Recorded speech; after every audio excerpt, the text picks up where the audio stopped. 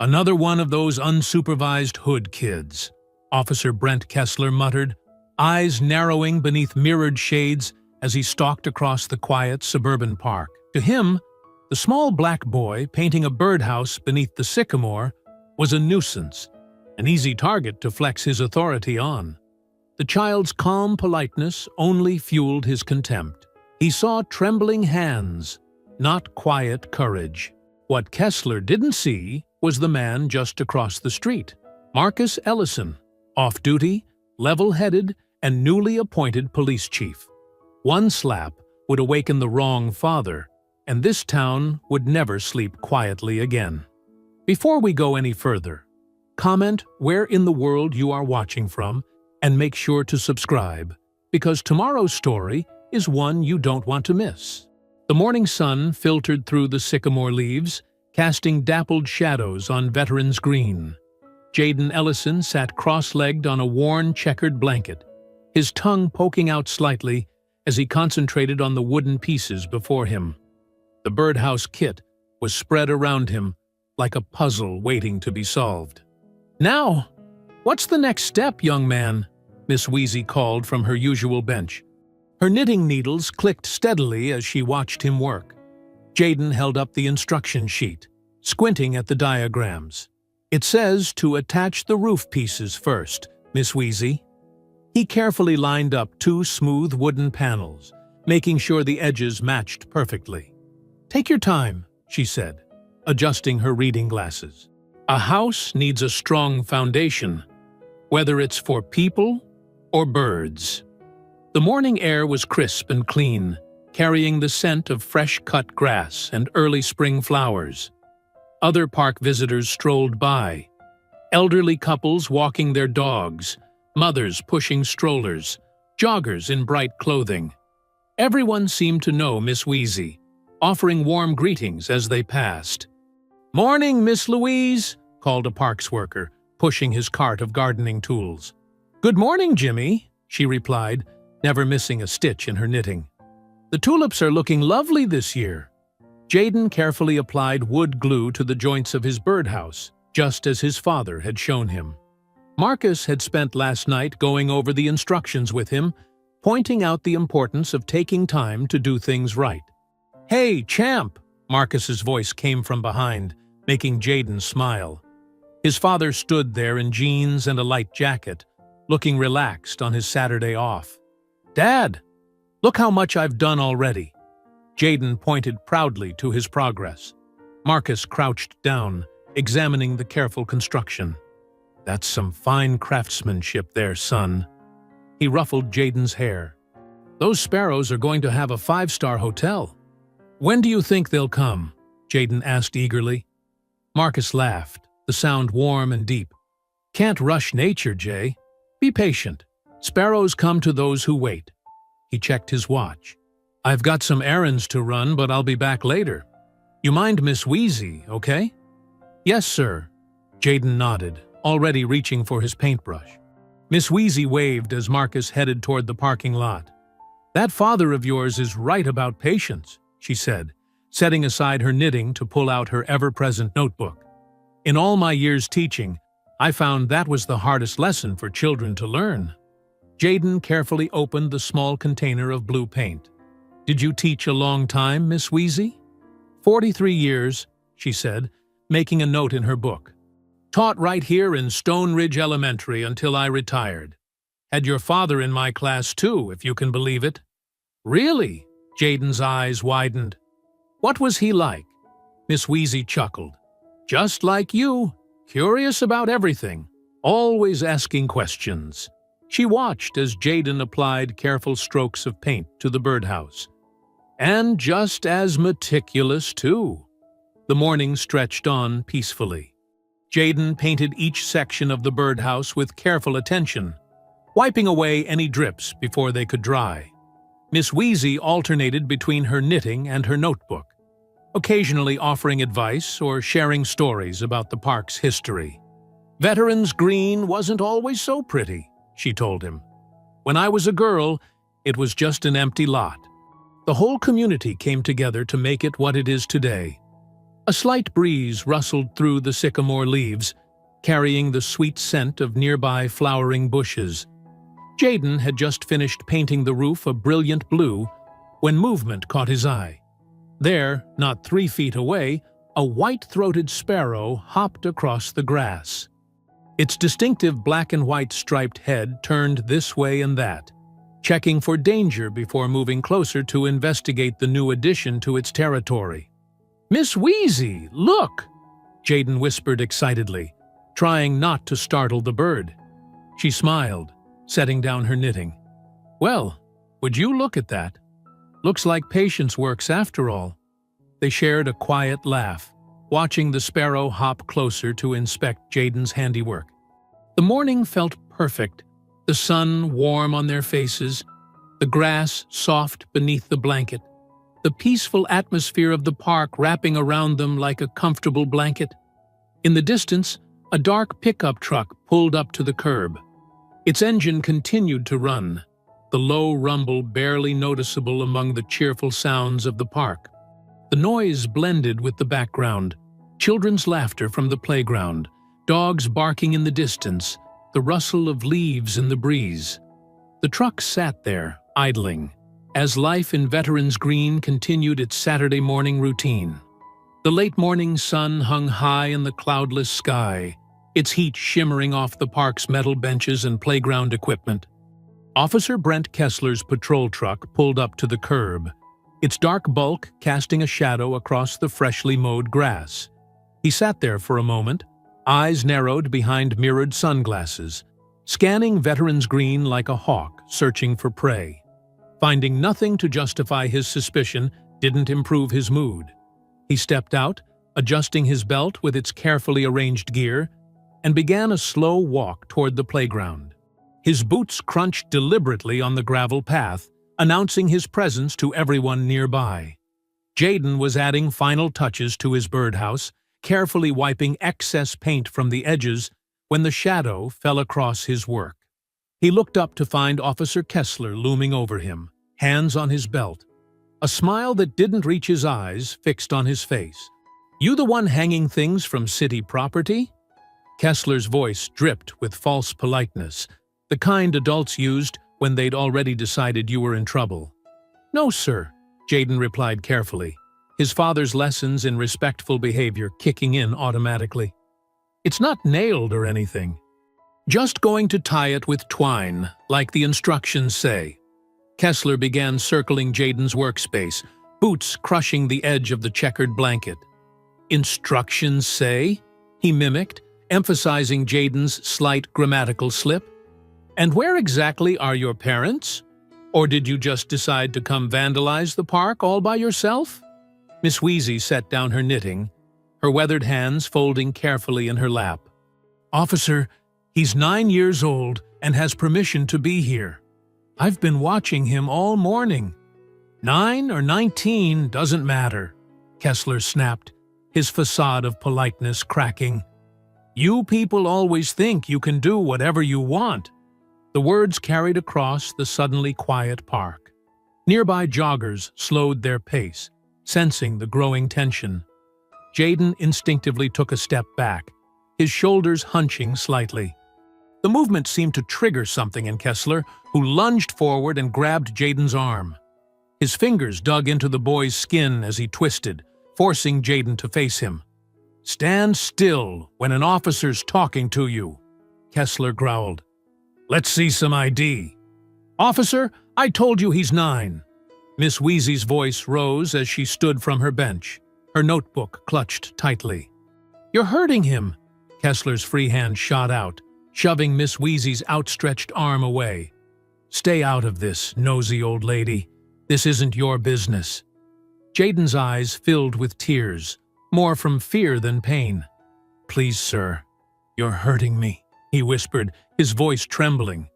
The sound of fear in Jaden's voice seemed to enrage Kessler further. His face flushed red, veins standing out on his neck.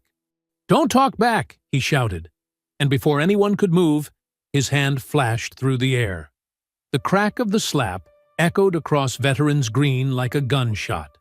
Birds exploded from the nearby trees, in a panic of wings and alarmed calls. Jaden stumbled backward, losing his balance and hitting the ground hard. His hand went to his cheek, where an angry red mark was already forming. Gasps rippled through the growing crowd of onlookers. Parents pulled their children closer. Phones appeared in raised hands, and Miss Wheezy's face contorted with fury. "You monster!" she screamed, her usual composure shattered by the sight of violence against a child. Kessler straightened up, his chest puffing out as he breathed heavily. Sweat beaded on his forehead despite the morning chill. "Learn your place," he growled, his voice carrying the weight of years of unchecked authority. His boot lashed out, catching Jaden's sketchbook and sending it skidding across the grass, loose papers fluttering in its wake. A cruel smile twisted his lips as he looked down at the frightened boy. "Now, pick that up," he commanded, "and say, 'Sir.'" Jaden looked up at Kessler, his hand still pressed against his stinging cheek. Something shifted in his eyes, fear giving way to something stronger, something inherited from generations of people who refused to bend. His voice was barely above a whisper, but it carried clearly in the tense silence. "No." The single word hung in the air like a challenge. Kessler's face darkened with rage, his hand tightening on his belt. The crowd held its collective breath, watching the confrontation between the towering officer and the small boy who dared to defy him. Across the street, Marcus Ellison stepped out of the hardware store, a bag of supplies in his hand. His eyes swept the park automatically, a habit born from years of service, and locked onto the scene before him. His son on the ground, a uniformed officer standing over him with clenched fists, and a crowd of horrified onlookers frozen in place. The bag dropped from Marcus's hand, hitting the sidewalk with a crash. Without hesitation, he broke into a sprint toward the park, his feet barely touching the ground as he raced to reach his son. Marcus's feet pounded against the grass as he charged across Veterans Green, his heart thundering in his chest. "Get your hands off him," he roared, his voice carrying the full weight of a father's protective fury. Officer Kessler spun around at the shout, his body automatically shifting into a defensive stance. His right hand drifted toward his holster, fingers twitching. The morning sun glinted off his badge, a symbol of authority that now seemed twisted and wrong. Miss Wheezy moved quickly despite her age, hurrying to Jaden's side. Her hands trembled as she helped him up, brushing grass from his clothes. "It's okay, baby," she murmured, though her own voice shook with anger. "Your daddy's here now." People gathered around the unfolding scene, mothers clutching their children's hands, joggers frozen mid-stride, teenagers with phones raised high to capture every moment. The crowd formed a loose circle, their faces a mix of shock, anger, and fear. Marcus covered the remaining distance in seconds, coming to a stop directly in front of Kessler. They stood nose to nose, the tension crackling between them like electricity before a storm. Marcus's chest heaved with controlled breaths, his eyes locked on the officer who'd dared to strike his son. "You just assaulted a child." Marcus's words cut through the morning air, sharp as a blade. His hands were clenched at his sides, every muscle in his body straining against the urge to respond with force. Kessler's lip curled into a sneer, his stance widening as if preparing for conflict. "Kid resisted lawful orders," he spat back. His eyes narrowed behind his mirrored sunglasses. "You interfering now?" Marcus's fury simmered beneath a lifetime of learned control. His voice dropped lower, taking on the dangerous edge of a man holding back a tsunami of rage. He jabbed a finger toward the gleaming badge on Kessler's chest. "Name." "Now." Kessler reached into his breast pocket with deliberate slowness, pulling out a business card. He shoved it against Marcus's chest with enough force to make him step back. "File it," he sneered. voice dripping with contempt. "Won't go far." The screech of tires announced the arrival of another patrol car. Sergeant Nate Doyle emerged, his experienced eyes quickly taking in the scene before him. The angry officer, the protective father, the frightened child with a reddened cheek, and the crowd of witnesses with their phones still recording. "Everyone take a step back," Doyle commanded, moving between Marcus and Kessler with practiced efficiency. He placed a firm hand on Kessler's shoulder, pushing him away from Marcus. "Officer Kessler, stand down." "Now." Kessler resisted for a moment, his body rigid with defiance, before finally taking 2 steps backward. His face twisted into an ugly expression as he leaned around Doyle. "You'll regret this," he mouthed at Marcus, malice glinting in his eyes. Doyle turned to Marcus, his voice lowering. "Sir, I suggest you take your boy home. We'll sort this out properly." There was something in his eyes as he looked at Marcus, a flicker of recognition, a careful nod that spoke volumes. He knew exactly who Marcus was, even if Kessler didn't. Jaden broke away from Miss Wheezy's protective embrace and ran to his father, wrapping his arms around Marcus's waist. The red mark on his cheek had begun to swell, a visible testament to Kessler's brutality. Marcus placed a gentle hand on his son's shoulder, fighting to keep his own trembling under control. Miss Wheezy stood nearby, her notebook open as she carefully recorded badge numbers, times, and details with the precision of a longtime teacher. Her pen moved steadily across the page, though her hands still shook with anger. She looked up briefly to meet Marcus's eyes, giving him a firm nod that promised her support. The crowd began to disperse slowly, though phones remained raised, capturing every moment. Parents whispered to each other, shooting worried glances at Kessler. Joggers resumed their routes, looking back over their shoulders. The tension in the air remained thick enough to cut. Marcus guided Jaden toward their car, keeping his body between his son and Kessler. Each step felt like an eternity, his protective instincts screaming at him not to turn his back on the threat. But he knew this wasn't the time or place for the confrontation his heart demanded. They reached the car, and Marcus helped Jaden into the back seat, checking his seatbelt with trembling hands. As he slid behind the wheel, he caught sight of Kessler in the rearview mirror. The officer stood watching them leave, a smirk playing across his face, looking for all the world like a man who believed himself untouchable. Marcus started the engine, his knuckles white on the steering wheel. Around them, the park was returning to its normal rhythm, though an undercurrent of unease lingered in the air. In the distance, sirens wailed faintly, their sound carried on the warming breeze, as if the city itself was crying out against the injustice they'd just witnessed. The sun continued its climb toward noon, casting long shadows across Veterans Green as Marcus drove away with his injured son, leaving behind a scene that would soon shake their entire community to its core. The evening light faded to purple through the kitchen windows as Vivian gently pressed an ice pack against Jaden's swollen cheek. Their son winced but stayed still, his usual energy dampened by the day's trauma. The kitchen clock ticked steadily, marking time in a house that felt different now. Less safe, less certain. "Hold it there, baby," Vivian murmured, adjusting the ice pack. Her nurse's training showed in her careful movements, but her hands betrayed a slight tremor. She'd seen too many injuries in the ER, too many victims of violence. But this was her son. This was different. Marcus sat at the kitchen table, bent over a stack of forms Sergeant Doyle had brought by. The civilian complaint paperwork demanded details, times, witness names. Each box he filled made his jaw clench tighter. The preliminary report lay open beside him, its sanitized language a mockery of what had really happened.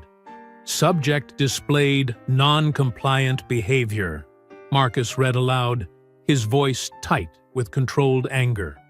"Officer attempted to maintain order through standard crowd control measures." They're painting him as some kind of teenage troublemaker. Vivian's eyes flashed. He's 9 years old. He was building a birdhouse. She smoothed Jaden's hair back from his forehead, her touch gentle, but her words sharp. They can't just rewrite reality. They're already trying. Marcus pushed the preliminary report aside and reached for another complaint form. Doyle says we need to file this tonight. Get our version on record before they can bury it deeper. Jaden shifted in his chair, lowering the ice pack. The bruise had darkened to an angry purple, stark against his brown skin. "Dad," he said quietly, "why did he hit me? I wasn't doing anything wrong." The question hung in the air, heavy with all the weight of innocence confronting injustice. Marcus and Vivian exchanged a look, the same one they'd shared too many times before, when their son encountered the world's uglier truths. Some people, Vivian began carefully, carry hate inside them. And when they have power, they use it to hurt others. But that's about them, not you. You did nothing wrong, baby. Nothing. Marcus's pen pressed so hard against the complaint form that the paper nearly tore. The rage he'd contained at the park still burned in his chest, but now it had crystallized into something colder and more focused. He knew the system from the inside, its weak points, its pressure points, its hiding places for ugly truths. "We need to be smart about this," Vivian said, reading his tension. She moved behind his chair, placing her hands on his shoulders. "The chief's announcement isn't for 2 more weeks. If we reveal that card too early, they'll close ranks," Marcus finished. "Start covering tracks, destroying evidence." His hands spread across the scattered paperwork. "We need to document everything first. Build our case." Vivian squeezed his shoulders. "Exactly. Let them think you're just an angry father. Let them underestimate us." Jaden yawned, the day's stress finally catching up with him. The ice pack drooped in his hand, and his eyes had grown heavy. Vivian immediately shifted into mother mode, her voice softening. "Time for bed, sweetheart. You've been so brave today." She helped him up, keeping one arm around his shoulders. "Want me to read you a story?" Jaden nodded, leaning against her side. As they headed for the stairs, he paused and looked back at Marcus. "Dad, we're not going to let him hurt any other kids, right?" Marcus met his son's eyes, seeing not just the bruise, but the determination beneath it. "No, son, we're not, I promise." After they went upstairs, Marcus spread the paperwork across the kitchen table, like a general planning a campaign. He started a fresh legal pad, noting times, locations, badge numbers. He wrote down Miss Wheezy's contact information and the names of other witnesses from the park. Each detail was a piece of armor, each fact a weapon. The sound of Vivian reading drifted down from upstairs, something about dragons and knights, and justice prevailing. Marcus allowed himself a small smile, remembering simpler times when bedtime stories could fix anything. But this story would need more than knights and dragons. It would need patience, strategy, and perfect timing. He heard Vivian's soft footsteps on the stairs a while later. She came back to the kitchen, wrapping her arms around him from behind. "He's finally asleep," she whispered. "Took 3 stories and 2 glasses of water. But he's out." Marcus covered her hands with his own, drawing strength from her presence. "I wanted to tear that officer apart today," he admitted quietly. "When I saw Jaden on the ground." "I know." Vivian's voice held the same controlled fury. "But that's what they want. Any excuse to paint us as the aggressors. We're smarter than that." A faint sound drew their attention to the window, the slow crunch of tires on pavement. Marcus moved to the living room, staying back from the glass as he peered out. A patrol car rolled past their house at a crawl, its lights off, barely visible in the growing darkness. The message couldn't have been clearer. They were being watched. Vivian joined him at the window, her hand finding his in the darkness. They stood together, watching the patrol car disappear around the corner, its passage marking the beginning of a battle they'd never wanted but couldn't avoid.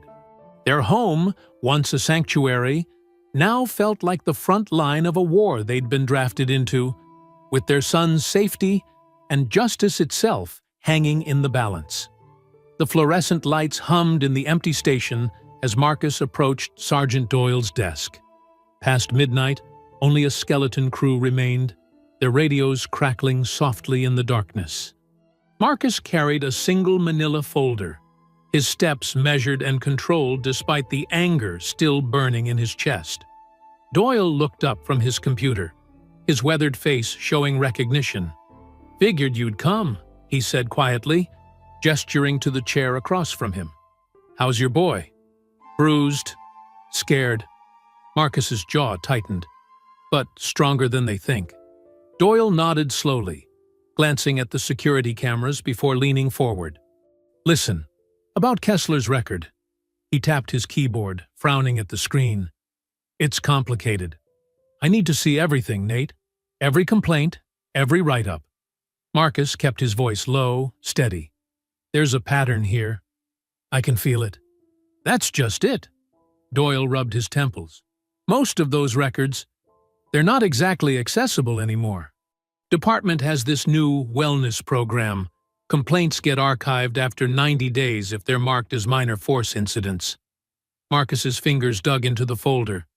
"Archived or erased?" "Both, maybe. Systems designed that way." Doyle's eyes darted to the hallway. "Look, I've been here 20 years, seen good cops and bad ones.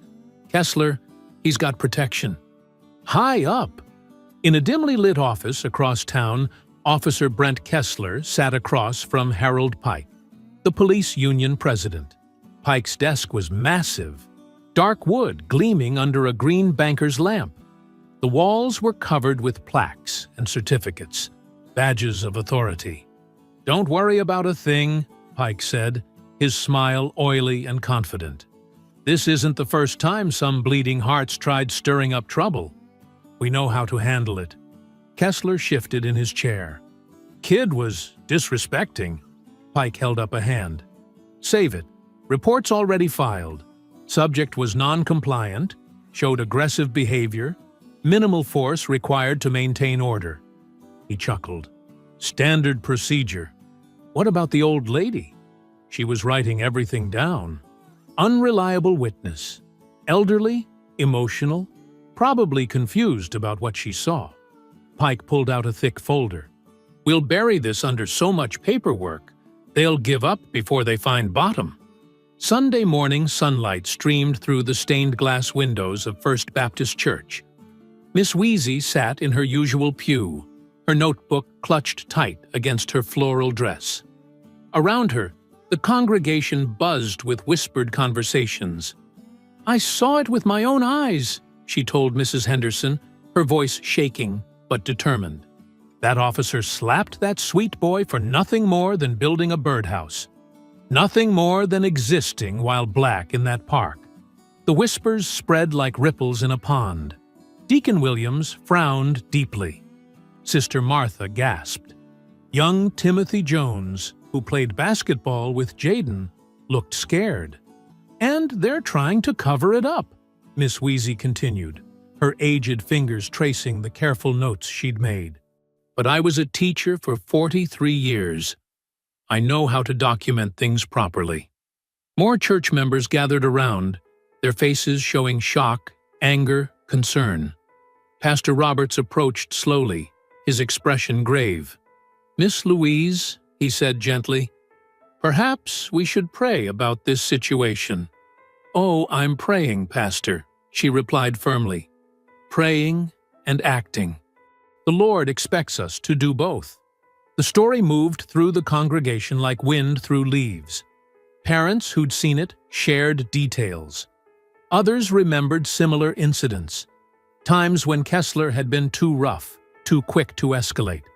The church's usual post-service piece was replaced with urgent discussions and exchanged phone numbers.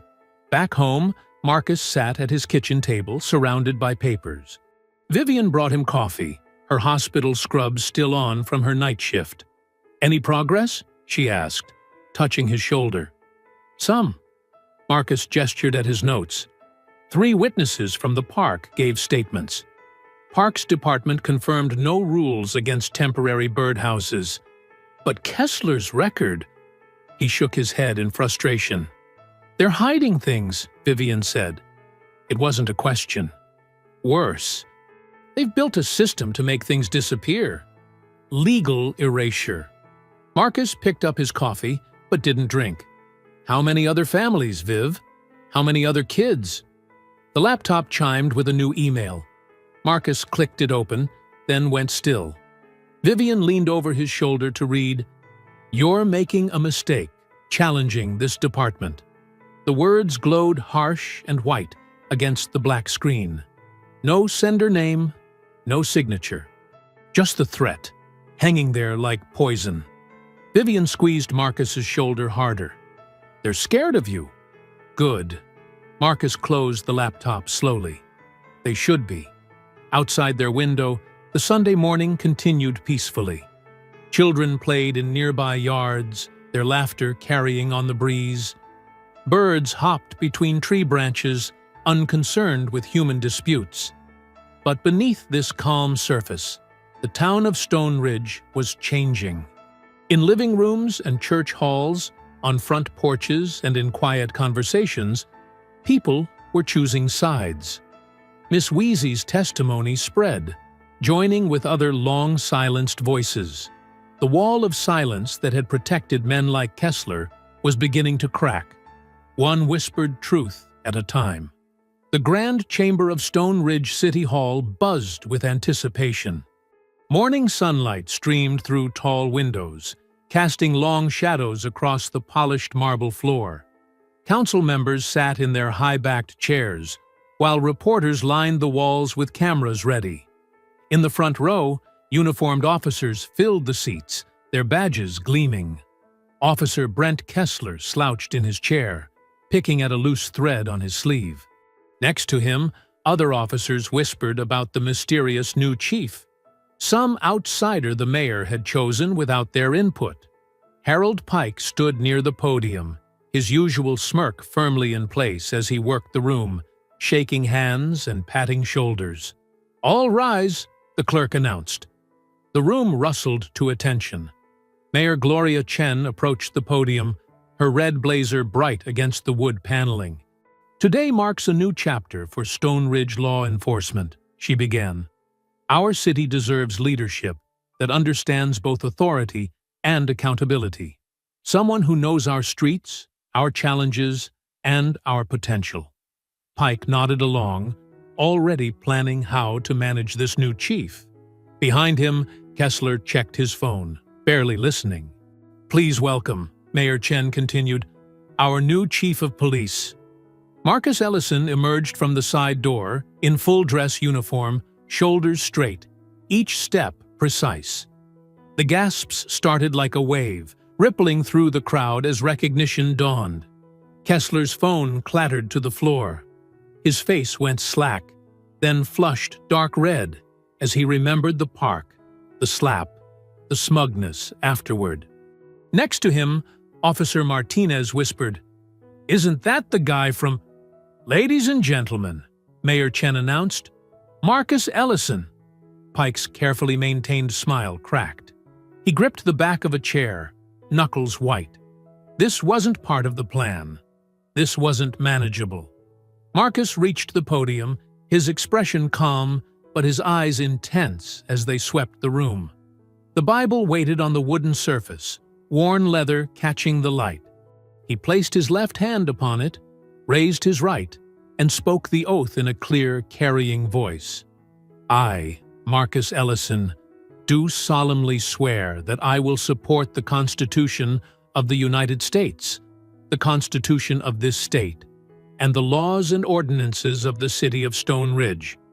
I will faithfully, honestly, and impartially discharge the duties of Chief of Police to the best of my ability. So help me God." Mayor Chen beamed. "Congratulations, Chief Ellison." The applause was scattered, uncertain. Some officers sat stone-faced. Others clapped mechanically, eyes darting to Pike for cues. In the back, Miss Wheezy dabbed her eyes with a handkerchief, smile radiant. Marcus adjusted the microphone. His voice filled the chamber, steady and determined. "Thank you, Mayor Chen. To the council, my fellow officers, and most importantly, to the citizens of Stone Ridge, I stand before you today with clear purpose." He paused, letting his gaze meet Kessler's for just a moment. A police department is only as strong as the trust it builds with its community. That trust must be earned daily, through actions that prove we serve everyone equally, through accountability that shows no one is above the law. Pike shifted his weight, hands clasped behind his back. His mind raced through political connections, favors owed, pressure points to exploit. "Starting today," Marcus continued, "we implement new standards for transparency and conduct. Body cameras will be mandatory and properly maintained. Complaint procedures will be streamlined and publicly accessible. De-escalation training will be enhanced." In the audience, Sergeant Doyle nodded slowly, hope mixing with worry on his weathered face. "Some will resist these changes," Marcus acknowledged. "Change is hard, but necessary change cannot be blocked by comfortable corruption or convenient silence." The words hung in the air like thunder before lightning. Pike's face had gone from red to gray. Kessler's jaw clenched so tight, a muscle twitched visibly. "To those officers who serve with honor, and there are many of you, I look forward to working together. To those who've forgotten their oath," Marcus's tone hardened slightly, "remember it now. This department will protect and serve everyone in Stone Ridge, every citizen, every child. No exceptions." The speech concluded with details about community outreach and modernization plans, but the real message had landed. As the ceremony wound down, officers filed out in groups, their usual banter replaced by tense whispers. Kessler shouldered his way through the crowd, rage radiating from every movement. He burst into Pike's office without knocking, slamming the door hard enough to rattle the plaques on the wall. "You didn't tell me it was him," he snarled. Pike stood at his window, watching the crowd disperse below. "I didn't know," he said through clenched teeth. "Bullshit! You know everything that moves in this department." Kessler paced like a caged animal. "This is about the park. That kid?" "Shut up!" Pike spun around. "Just shut up and listen. You want to survive this? Then fix it. Quietly." "Fix what? He's the damn chief now." "Everyone has pressure points," Pike hissed. "Everyone has weaknesses. Find them, document them, but quietly." He jabbed a finger at Kessler's chest. "And until then, keep your hands off kids in the park. Are we clear?" Kessler glared but nodded stiffly. Outside, Marcus stood on the City Hall steps, shaking hands with well-wishers. Miss Wheezy approached, eyes bright with victory. "Congratulations, Chief Ellison," she said warmly. "Thank you, Miss Wheezy." He smiled, genuine but determined. "We've got work to do." "That we do," she agreed, patting his arm. "That we do." Morning light filtered through the blinds of Marcus's new office, casting stripes across stacks of personnel files and policy manuals. He'd been chief for 3 days, and already the weight of what he'd inherited pressed down like a mountain. His computer screen glowed with body camera logs from last Saturday. The timestamp matched, 10:47 a.m., Veterans Green. But where video should have been, a red flag marked technical error, audio-visual malfunction. Marcus leaned back, rubbing his temples.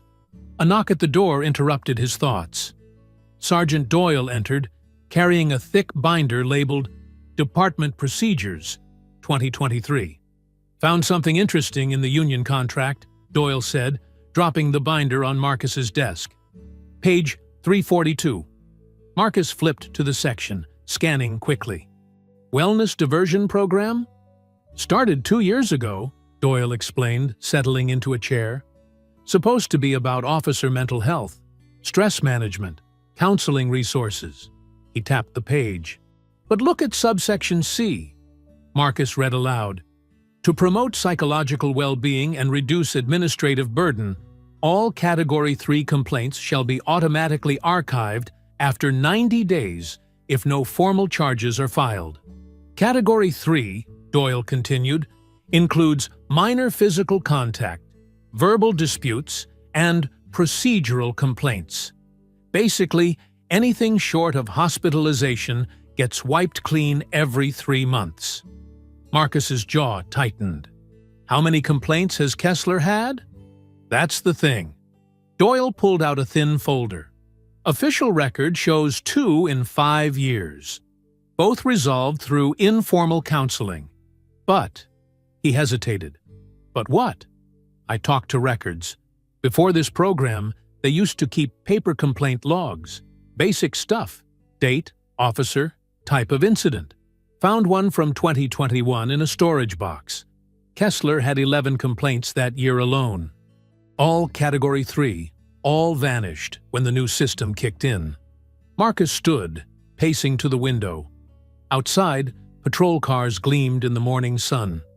The body cam malfunction. That's not random, is it? No, sir. Officers can mute audio for private conversations. Visual cuts out sometimes too. Technical glitch, they say. No way to prove otherwise once it's done. Marcus returned to his desk, pulling up Kessler's service record. Commendations, training certificates, perfect attendance. A sanitized history, scrubbed clean every 90 days. Get me everything you can find, Marcus ordered. Old logs, witness statements, anything paper, and find out who wrote this program. Already did. Doyle's expression darkened.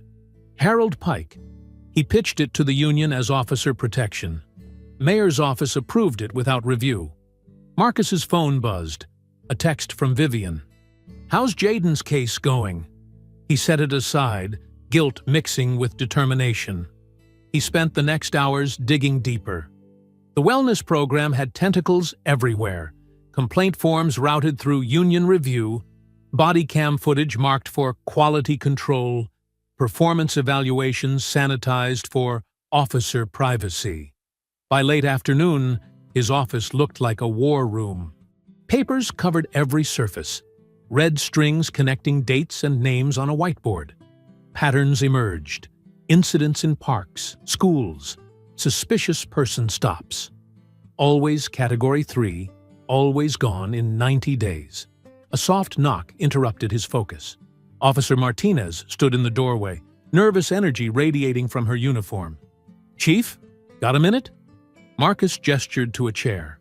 Martinez closed the door carefully before sitting. It's about Kessler, she said quietly. Last year, I saw him rough up a teenager behind the library. Nothing major, pushed him around, scared him pretty bad. Kid was just reading comics. Did you report it? Tried to. Filed the paperwork. Followed up 3 times. After 90 days, couldn't find any record it happened. She twisted her hands. I started keeping my own notes after that. Names, dates, witnesses. Never official, just in case. Marcus leaned forward. I need those notes. They're in my locker. I'll get them to you tonight. She stood to leave, then paused. Chief, some of us, we want things to change. But Pike has eyes everywhere. I understand. Thank you, officer. After she left, Marcus pulled up the department budget. The wellness program cost $180,000 annually. Consulting fees, software licenses, administrative support. All to make problems disappear. Doyle returned as sunset painted the office orange. He carried a dusty cardboard box. Found these in the basement. Complaint logs from 2018-2021, before the purge system. Plus some interesting emails about the program setup. He set the box down heavily. Pike wasn't subtle back then. Called it Prophylactic record management, in one memo. Marcus lifted a stack of faded forms. Each one represented someone who'd sought justice and found only silence. His son's face flashed in his mind. The shock, the fear, the betrayal. "Sir?" Doyle's voice was careful. "What's our next move?" "First, we document everything. Every purged complaint, every technical error, every convenient gap. Build a pattern too big to ignore." Marcus's voice hardened. "Then we rip this system apart. Pike won't go quietly. He's got friends in the mayor's office, the DA. Let him fight," Marcus said. "Everything he does to protect this program just proves why it needs to end." He picked up the union contract, reading the purge clause again. The words blurred with fatigue and anger. "This wasn't broken," he muttered, setting down the paper. "It was built this way." The office fell silent except for the shuffle of papers and the soft hum of Marcus's computer. Outside his window, the sun set on another day in Stone Ridge, where justice had a 90-day expiration date, and truth vanished with the click of a button. Harold Pike's corner office at the police union building overlooked the courthouse square. Late afternoon shadows stretched across his polished desk as District Attorney Carla Mendoza settled into a leather chair, her expression guarded. "Thanks for coming, Carla." Pike's smile didn't reach his eyes. "Coffee?" "Let's skip the pleasantries, Harold." Mendoza smoothed her blazer. "What's so urgent?" Pike retrieved a folder from his desk drawer. "Our new chief has me concerned. His personal involvement in this Kessler situation is problematic." "You mean because Officer Kessler slapped his son?" Mendoza's tone was dry. "Most fathers would be personally involved." "That's exactly my point."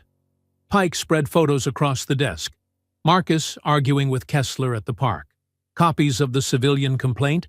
Screenshots of social media posts. He's using his position to pursue a personal vendetta. Look at these audit requests. Body cam footage, complaint histories, personnel files.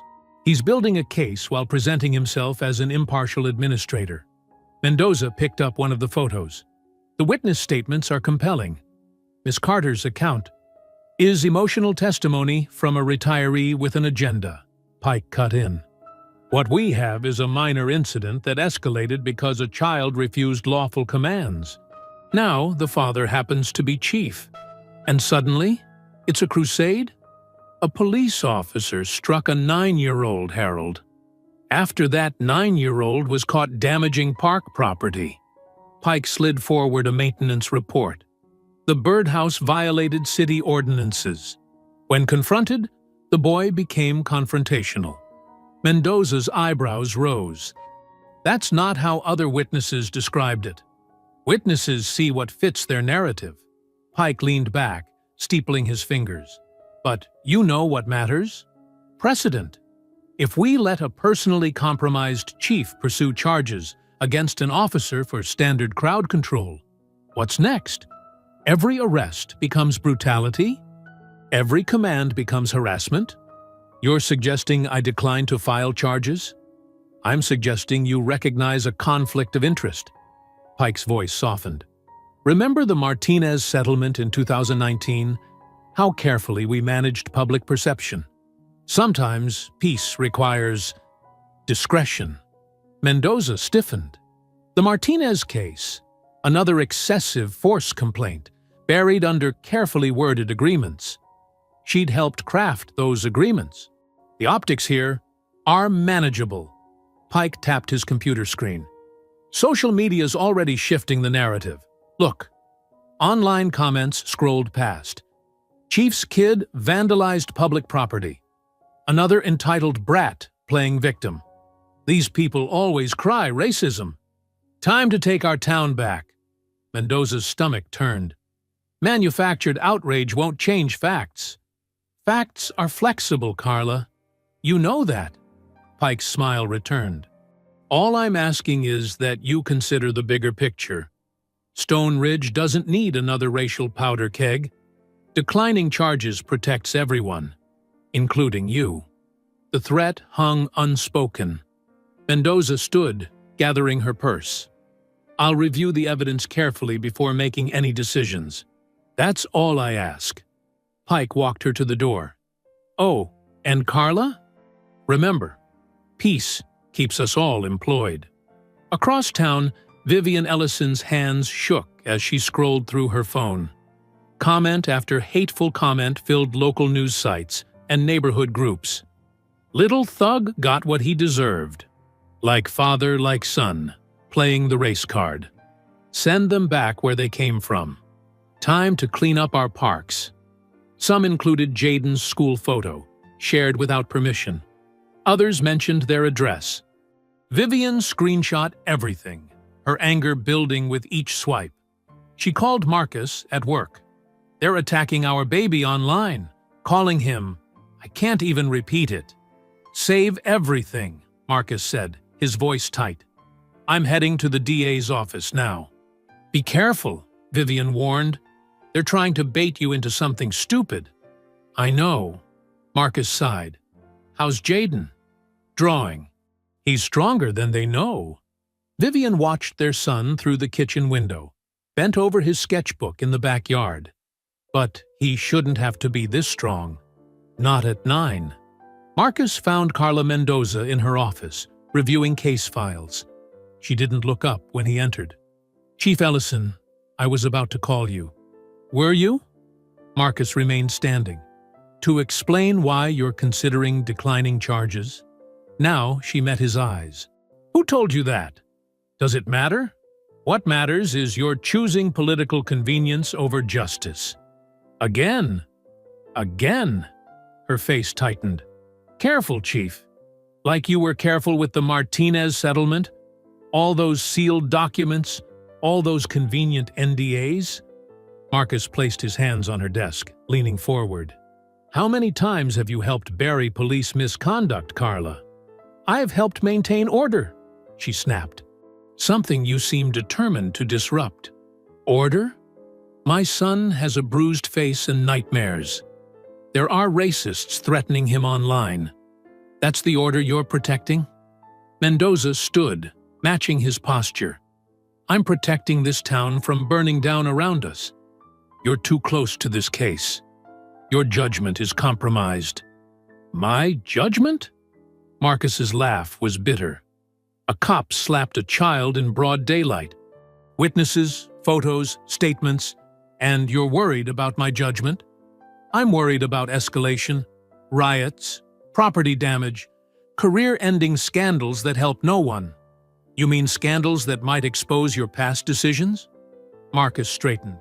You're choosing safety over justice.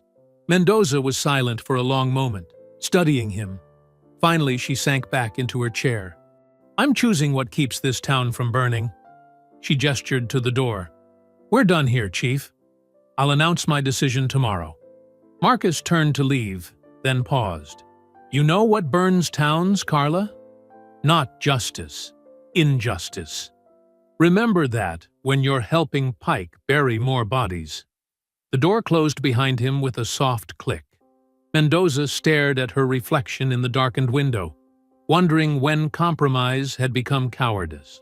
The morning sun bathed Veterans Green in golden light as Miss Wheezy arranged folding chairs in a wide circle near Jaden's favorite sycamore tree. Her arthritic hands moved with purpose, each chair placed just so. Behind her, a dozen seniors from her church group hung colorful birdhouses in the trees. A silent rebuke to those who'd claimed Jaden had vandalized the park. Little more to the left, Richard, she called to a gray-haired man struggling with a green wooden house. We want the sparrows to have a good view of today's proceedings. People began trickling into the park. Mothers with strollers, joggers slowing their pace, teenagers on bikes. They gathered in small clusters, voices low but determined. Miss Wheezy noticed several carrying signs. Protect our children, and no badge gives the right to hit kids. Councilwoman Dina Brooks strode across the grass, her red blazer bright against the morning sky. She carried a small portable microphone and speaker. "Louise," she called warmly, "you've outdone yourself. This is exactly what we needed. Peaceful, organized, impossible to ignore." "Peaceful doesn't mean quiet," Miss Wheezy replied, adjusting her glasses. "These old bones have seen too much injustice to stay silent now." More seniors arrived, carrying thermoses of coffee and plates of cookies. They set up a card table with petitions demanding police accountability.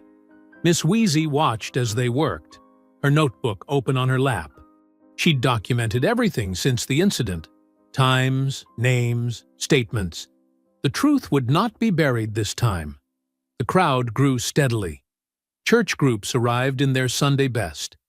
Young activists with cameras mingled with grandmothers in sun hats. A news van parked at the curb, a reporter testing her microphone.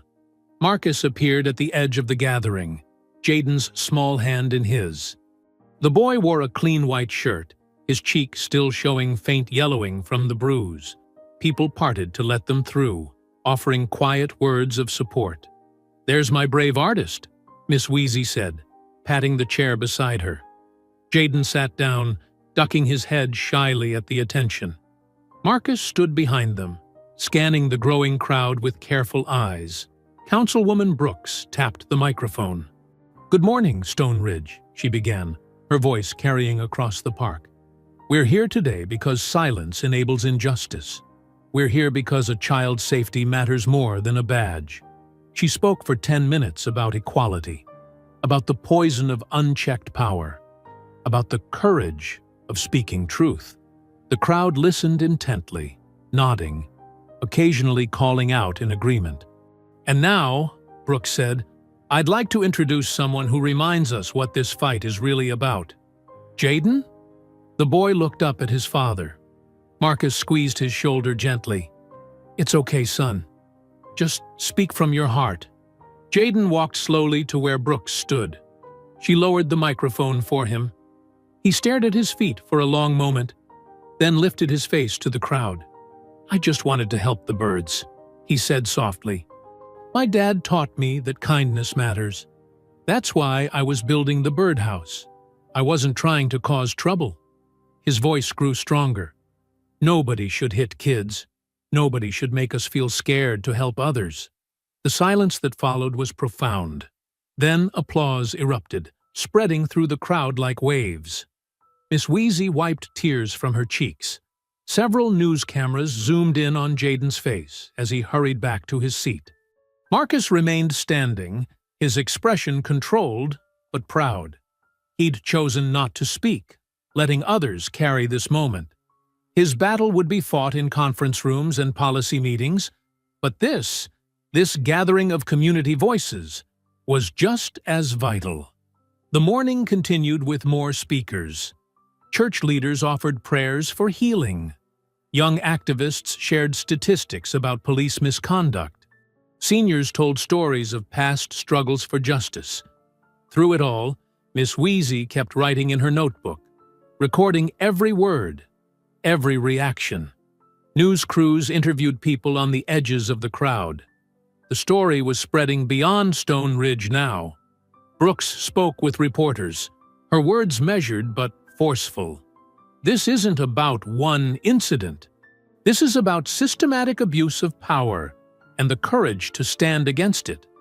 As the sun climbed higher, people began sharing water bottles and snacks. Children played tag between the chairs. The mood was serious but hopeful, a community finding its voice. Jaden pulled out his sketchbook, drawing the scene with careful strokes. The circle of chairs, the hanging birdhouses, the diverse faces of his neighbors. Miss Wheezy peered over his shoulder. "You're capturing it perfectly," she said. "Art tells truth in its own way." The gathering began to disperse as afternoon approached. People lingered in small groups, exchanging phone numbers and promises to stay connected. Marcus helped fold chairs, speaking quietly with Brooks about next steps. Later that night, the Ellison household was quiet. Jaden sat at his bedroom window, watching as his mother worked in the glow of the garage floodlight. The harsh words spray-painted across their door, "Traitor in Blue," disappeared under steady strokes of fresh paint. Vivian worked methodically, her nurse's scrubs still on from her shift. She didn't speak, didn't curse, just painted with quiet determination. The white paint covered the hate, but the message behind it lingered in the air like poison.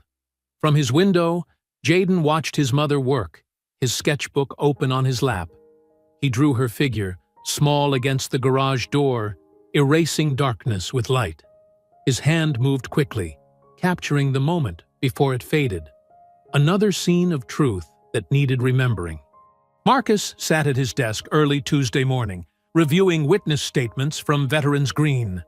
His phone buzzed, a text from Doyle. "DA's office, now." The message carried urgency that made his stomach tighten. He drove downtown through morning traffic, past coffee shops opening their doors and students waiting for buses.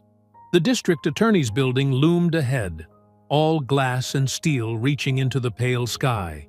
Carla Mendoza's office occupied the third floor. Her assistant barely glanced up as Marcus entered the waiting area. "She's expecting you," she said flatly. Inside, Mendoza stood by her window, hands clasped behind her back. She turned as Marcus entered, her face a careful mask of professional detachment. "Chief Ellison, please, sit." "I'll stand," Marcus replied, noting the thick folder on her desk labeled Kessler Incident. Mendoza sighed, settling into her chair. "I'll be direct. After thorough review, my office has determined there's insufficient evidence to pursue charges against Officer Kessler." Marcus felt heat rise in his neck. Insufficient evidence? There were dozens of witnesses. Miss Wheezy's statement alone.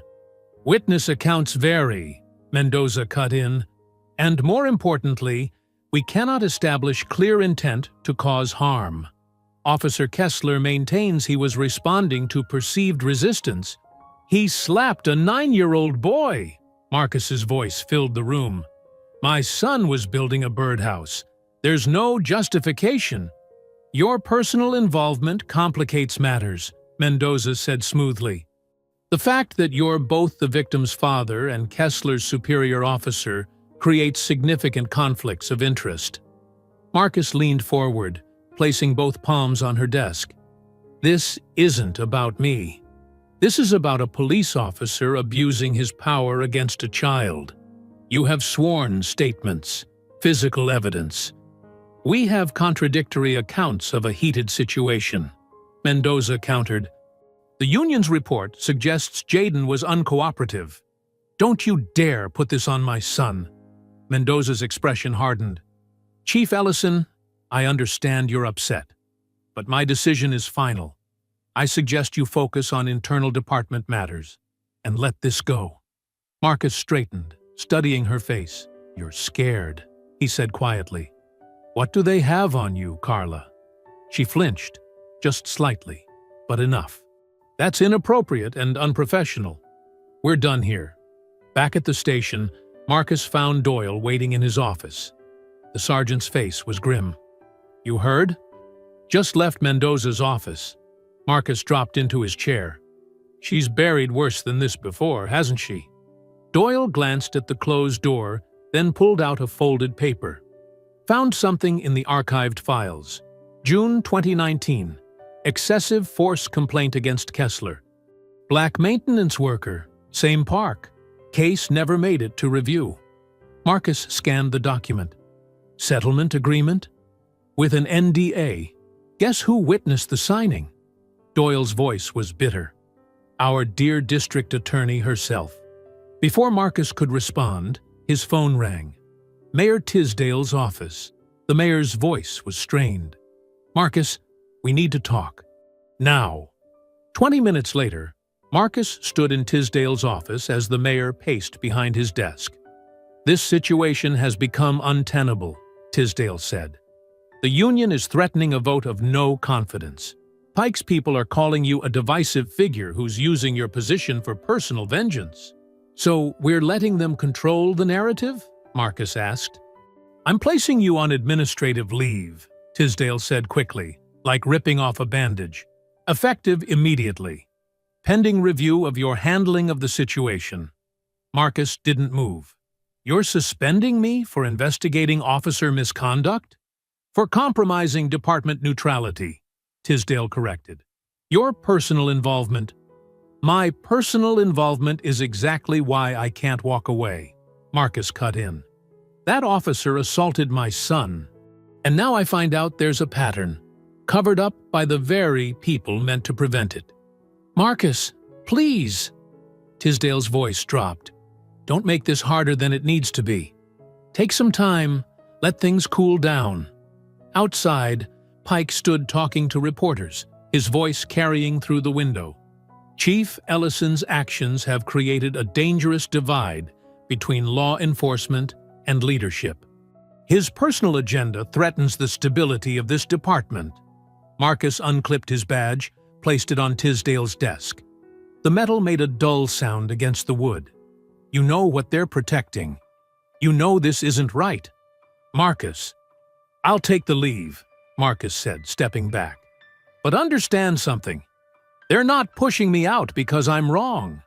They're doing it because I'm close to the truth."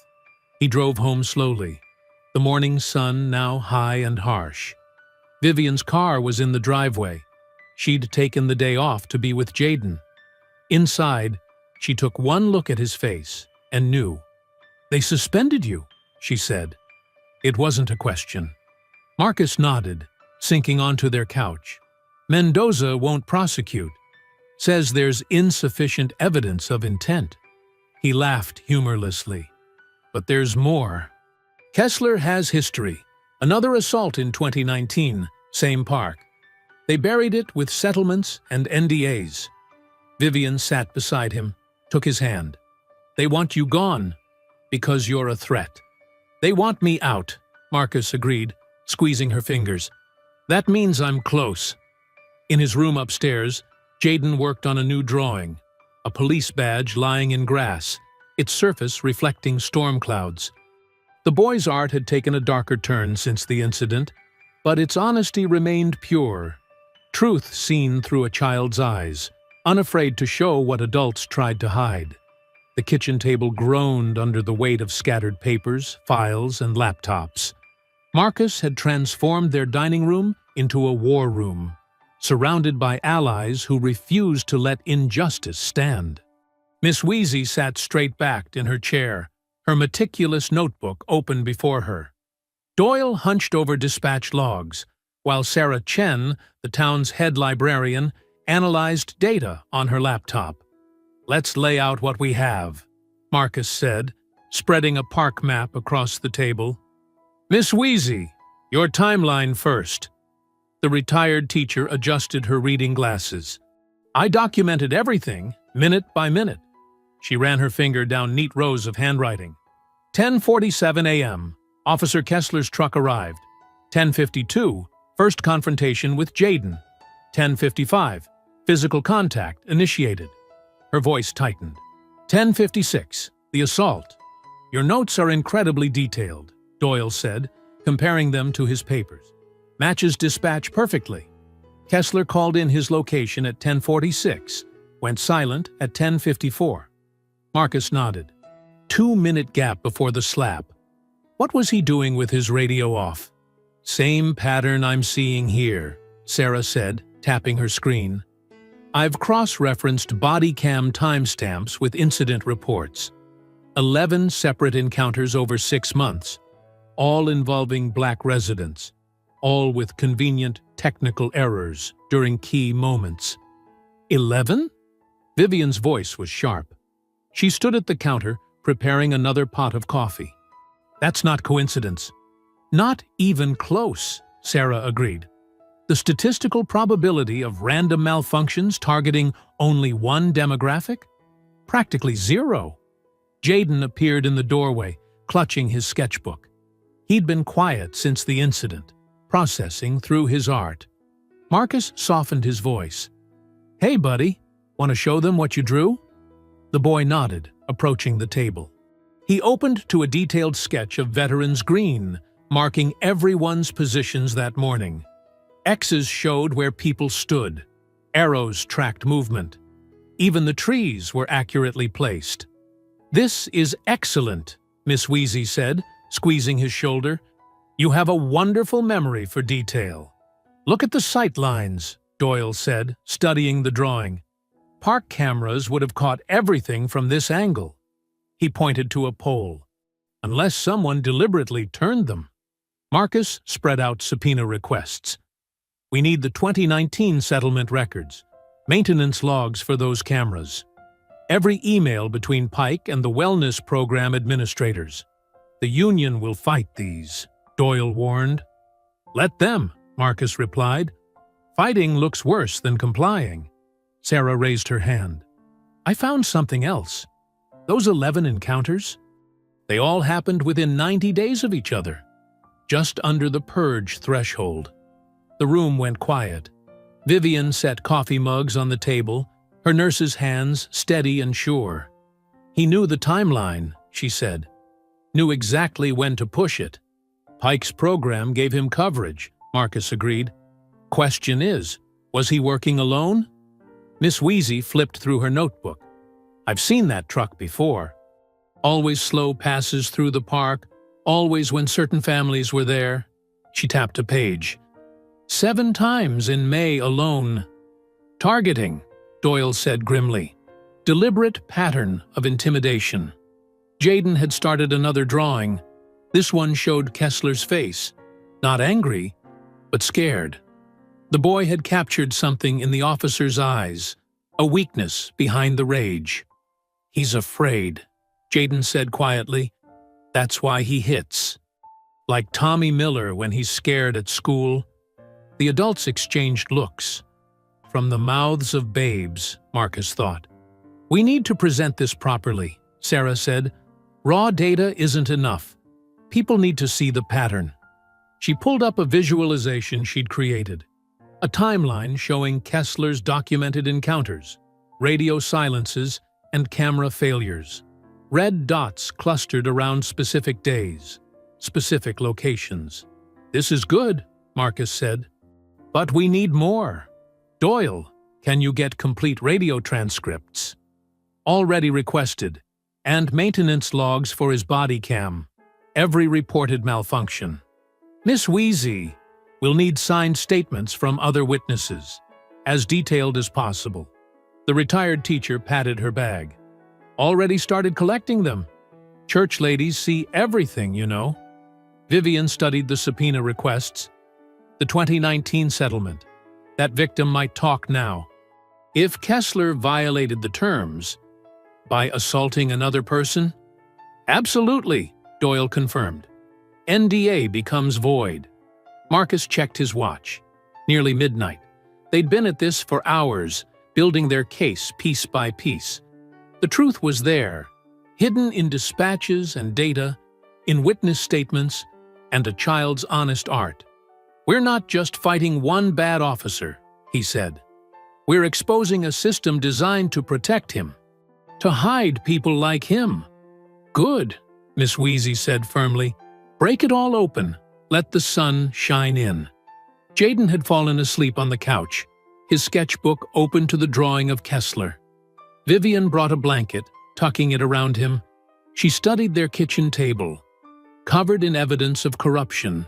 Yes, but also proof of community. People who refused to look away. She touched Marcus's shoulder, her voice low but strong. "You have what you need. Now show them who you are." The words settled over the room like a mandate. Tomorrow would bring more fights, more resistance. But tonight, in this kitchen, truth was taking shape. Every document, every timestamp, every careful observation, pieces of a puzzle revealing the larger picture. They had built their case on facts, not fury, on documented patterns, not just raw pain. Most importantly, they'd built it together, cop and teacher, librarian and nurse, witnesses and whistleblowers. Even a young boy's unflinching art told part of the story. This wasn't just Marcus's fight anymore. It belonged to all of them now.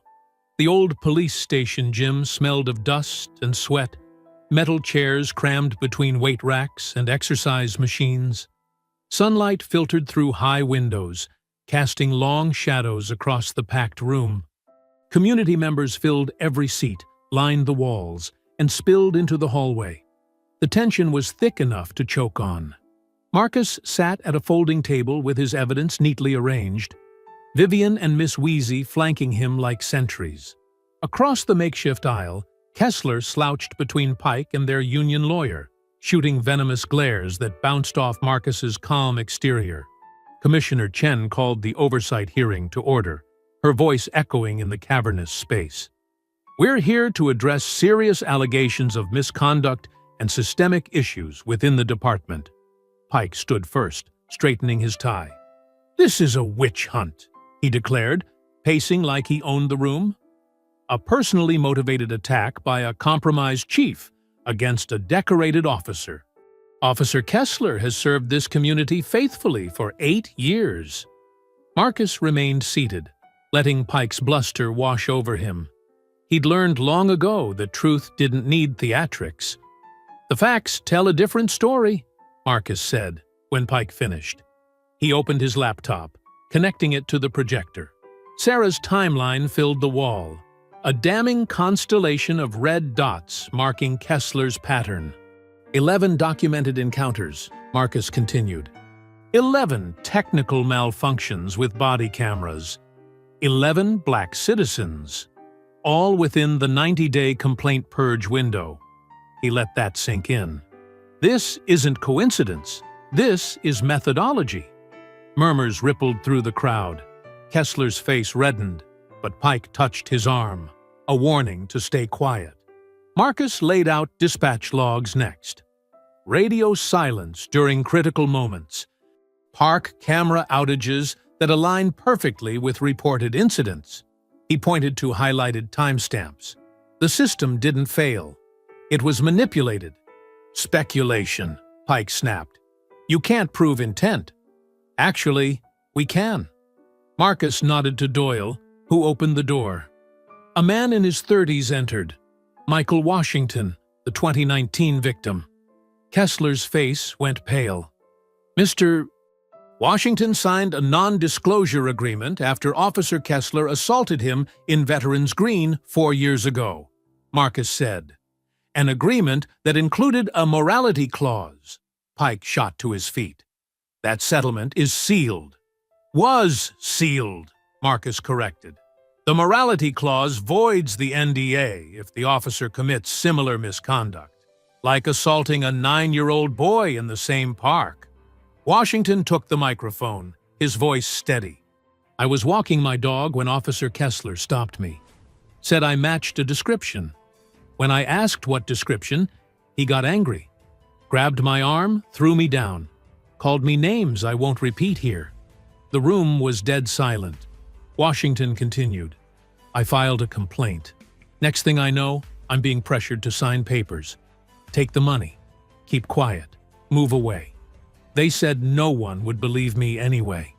Kessler surged up, face twisted. "You're lying! Pike, tell them he's lying!" But Pike had gone still, eyes darting between Washington and the exit. His carefully constructed shield was cracking. "The settlement details are now public record," Marcus said, sliding copies to the commissioners, along with evidence of systemic complaint suppression through the wellness program. A program designed specifically to protect officers like Kessler while silencing victims like Mr. Washington. Miss Wheezy stood, her notebook raised. "I witnessed both incidents. The pattern is identical. Provocation, escalation, violence, then denial and cover-up." The crowd erupted in shouts and questions. Commissioner Chen banged her gavel for order. Through the chaos, Pike leaned close to Kessler, hissing, "Keep your mouth shut." Kessler jerked away, eyes wild. "You used me!" he snarled, loud enough for the microphones to catch. "Set me up to take the fall while you covered your tracks." Marcus watched the unraveling with grim satisfaction. The truth had done its work, exposing not just one officer's brutality, but an entire machinery of protection and denial. In the harsh gym lighting, there was nowhere left to hide. Jaden's drawings were projected next, precise, unflinching depictions of both incidents. The boy's art captured what reports couldn't: the fear, the power imbalance, the calculated cruelty. Several commissioners wiped their eyes. "This isn't about one slap," Marcus said into the tense silence. "It's about a system that enabled and protected a pattern of abuse. A system that treated certain citizens as acceptable targets. That stops today." Washington nodded slowly. "That's why I came back. Not for revenge. For change." The commissioners huddled, whispering urgently. Pike's face had gone ashen, his empire of silence crumbling. Kessler sat rigid, abandoned by his protectors, finally facing consequences that couldn't be buried in paperwork. Community members pressed forward, sharing their own stories of encounters with Kessler. Each account reinforced the pattern: the selective targeting, the convenient technical failures, the pressure to stay quiet. Miss Wheezy's careful documentation provided timestamps and details that aligned perfectly with dispatch records. Sarah's data analysis revealed the statistical impossibility of random malfunction. Doyle's internal records exposed the deliberate manipulation of evidence. The truth, so long suppressed, was breaking free. And in that old gym, under fluorescent lights and decades of dust, justice was finally finding its voice. The afternoon sun sliced through the hallway's dusty windows as Marcus stepped out during the hearing recess. His shoulders ached from tension, but the evidence was solid. Years of abuse and cover-ups were finally exposed. He loosened his tie, needing air. The old station's corridors felt too narrow, too confined. Footsteps echoed behind him. Heavy, angry steps he recognized instantly. "You think you've won?" Kessler's voice dripped with venom. "Think you can just waltz in here and destroy everything?" Marcus turned slowly, maintaining the professional distance that had become second nature. "Officer Kessler, this isn't personal. The evidence speaks for itself." "Not personal?" Kessler's laugh was ugly. "You used your own kid to set me up. Probably told him to cause trouble, didn't you?" Marcus's jaw tightened. "My son was building a birdhouse. You chose to assault him. That's what you people always do. Play victim." Kessler stepped closer, face flushed. 8 years on the force. 8 years keeping order in this town. Then you show up with your diversity hiring and your reforms. "Step back," Marcus warned, noting Kessler's clenched fists. Other officers and hearing attendees began filtering into the hallway, drawn by the rising voices. Or what? Kessler's eyes were wild now. "You'll suspend me again? File more complaints? I owned these streets before you came along with your fancy degree and your peaceful solutions." Marcus stayed calm, hands visible at his sides. "This isn't about ownership. It's about justice." "Justice?" Kessler spat the word. "I'll show you justice." His hand shot toward his belt, not for his weapon, but his body camera. "Let me turn this off first, like always." "Leave it on," Marcus said. "Let everyone hear exactly who you are." Something snapped in Kessler's expression. "Who I am?" His voice rose to a shout. "I'm the one who keeps animals like you in line." The racial slur echoed through the corridor. Gasps from the growing crowd. But before anyone could react, Kessler lunged forward, swinging wildly at Marcus's face. Marcus's training kicked in automatically. He stepped inside the punch, deflecting it with his forearm while pivoting to trap Kessler's extended arm. The move was smooth, controlled, the product of countless hours in the academy. "Don't," Marcus warned, holding the position without applying pressure. But Kessler was beyond warnings. He thrashed and cursed, each word more vile than the last, his face contorted with decades of barely hidden hatred. "You uppity son of a—" Another swing, another careful block. Marcus could have ended it quickly, could have used any number of holds to put Kessler down. Instead, he maintained defensive control, letting Kessler's rage expose itself fully. "Can't fight back, can you?" Kessler taunted, struggling. "Too afraid of looking like the angry black man? That's all you are under that suit." The crowd pressed against the walls, phones recording everything. Miss Wheezy's hand covered her mouth in shock. Vivian watched with fierce pride as her husband remained professional despite the onslaught. Suddenly, Kessler's voice boomed through the gym's speakers. His body mic was live, feeding directly into the hearing room's audio system. Every slur, every threat, every revelation of prejudice amplified for all to hear. "Should have hit that kid harder, taught him respect." The words thundered through the building. From inside the gym came sounds of outrage and dismay. Kessler didn't seem to notice or care, lost in his meltdown. "8 years!" he screamed. 8 years of keeping them in their place. Pike promised me backup, promised the complaints would disappear. Doyle pushed through the crowd, cuffs ready. "That's enough." Kessler's eyes widened as he finally registered his mic's red light. The fight drained from him instantly, replaced by dawning horror. "Officer Brent Kessler," Doyle's voice was steel. "You're under arrest for assault on a police officer, making terrorist threats, and violation of department policy." Marcus stepped back, straightening his tie as Doyle secured the cuffs. The hallway had gone deathly quiet. Even Kessler fell silent, the full weight of his actions crushing down. Phones lowered slowly. The crowd parted as Doyle led Kessler away. Through the open doors, Marcus could see the hearing room, commissioners frozen in their seats, Pike slumped in defeat, hundreds of witnesses to a truth that could no longer be denied. Miss Wheezy touched Marcus's arm. "You all right, Chief?" He nodded, checking his suit for damage. "Just another day seeking justice, Miss Wheezy." The silence held, heavy with the weight of what they'd witnessed. Decades of systemic racism and abuse had just been laid bare in 2 minutes of unfiltered rage. No reports to sanitize it, no union to bury it, just raw truth, broadcast live to the entire hearing. Vivian appeared at his side, inspecting him for injuries. "Not exactly how we plan to expose the corruption," she said quietly. "Sometimes justice finds its own path," Marcus replied, watching Kessler disappear around the corner. The officer's shouts still echoed from the speakers, a testament that would be impossible to erase.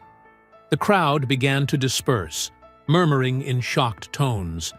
But they moved differently now, with purpose, with clarity. What had been suspicion was now certainty. What had been whispers was now on record. Marcus straightened his shoulders, ready to return to the hearing. There was still work to be done, policies to change, a department to rebuild. But the foundation of lies had cracked wide open, and truth was pouring through. 2 weeks after the hearing, autumn painted veterans green in gold and crimson. The morning air carried a crisp edge as Marcus sat in his restored office, reading the State Attorney General's formal announcement. The charges against Kessler were comprehensive: assault on a minor, tampering with evidence, civil rights violations, each count backed by witness statements, audio recordings, and the damning pattern of technical errors in his body camera usage. The AG's office had also uncovered a trail of similar incidents spanning 3 counties. Marcus set down the paper and glanced at the photo on his desk. Jaden smiling at his science fair, taken just days before the incident. The bruise had faded, but some marks went deeper. Still, his son's resilience amazed him. Last night, Jaden had asked to help with the park's reopening ceremony. A knock interrupted his thoughts. Sergeant Doyle entered, holding a tablet. "Chief, you'll want to see this." The screen showed D.A. Mendoza's resignation speech. She stood at a podium, her usual confidence replaced by visible strain. "After careful reflection and the Ethics Board's preliminary findings, I am stepping down effective immediately. My failure to address prior incidents and subsequent attempts to minimize recent events represent a breach of public trust." "That's 3 down," Doyle said, referring to Pike's spectacular fall last week. The union president's hot mic rant about these people taking over had leaked online, forcing his immediate resignation. The recording captured him instructing officers to lose complaint forms from certain neighborhoods.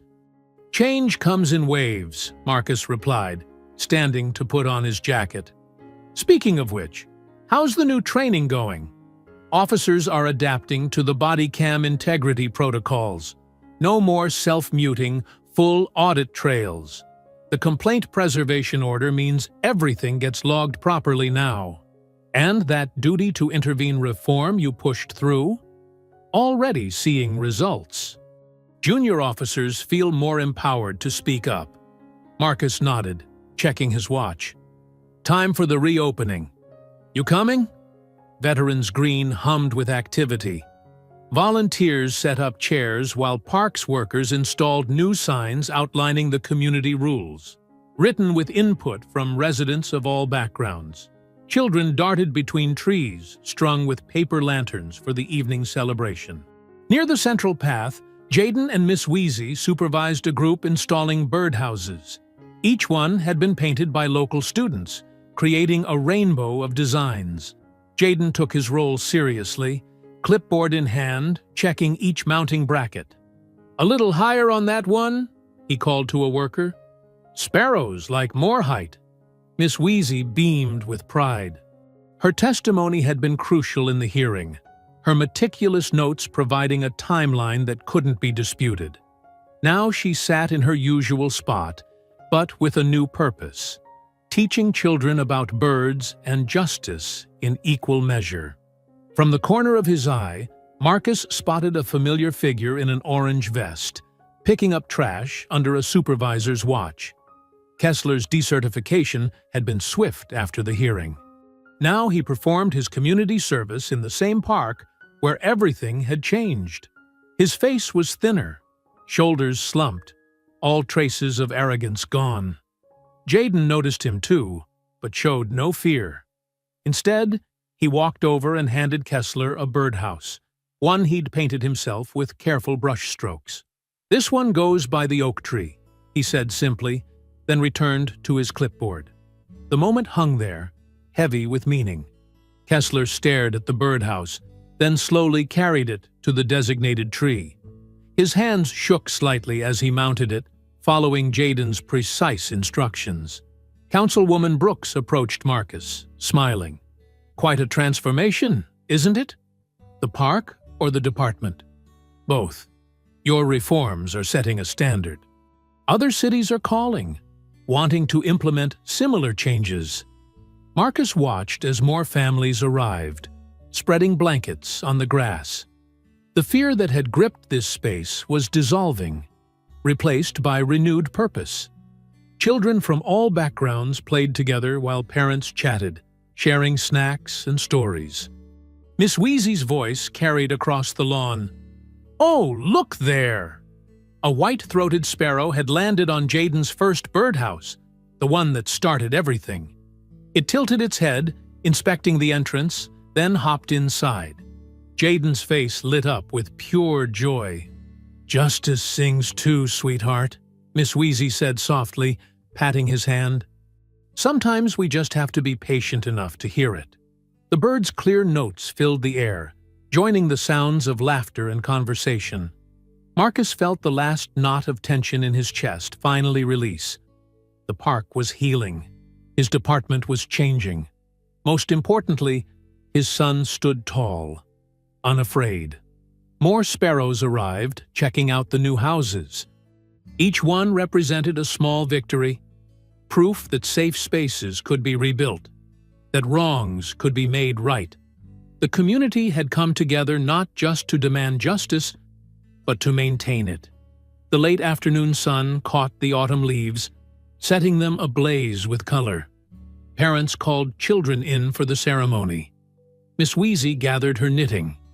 Jaden made one final check of his clipboard before joining his father.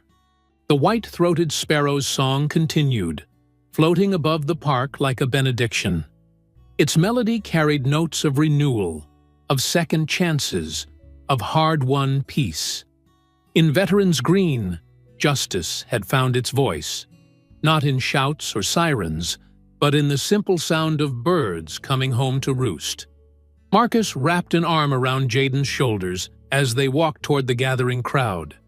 The park was free again, its paths open to all, its spaces safe for dreams to take flight. I hope you enjoyed that story. Please share it with your friends and subscribe so that you do not miss out on the next one. In the meantime, I have handpicked 2 stories for you that I think you will enjoy. Have a great day.